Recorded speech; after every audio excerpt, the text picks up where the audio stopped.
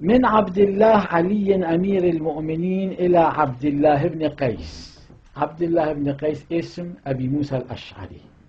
أما بعد، يا عاض إير أبيه.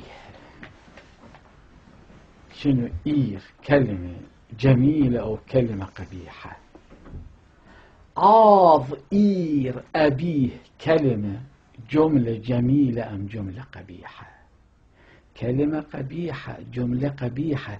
أما أمير المؤمنين دا يستعمل الكلمة القبيحة والجملة القبيحة في حق أبي موسى الأشعري اللي أقبح من الكلمة القبيحة ومن الجملة القبيحة. أبو موسى الأشعري في سبيل الدنيا ما كان مستعد فقط أن يعض إير أبيه، وإنما كان مستعد أن يطبب راسه في طيز أبيه وفي طيز أمه أيضا.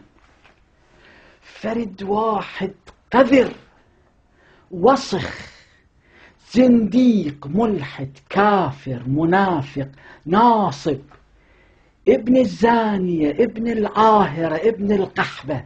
فرد شي كان أصلا لا يصدق عندما أمير المؤمنين يقول في حقه يا عاض إير أبيه، نعرف أنه شنو؟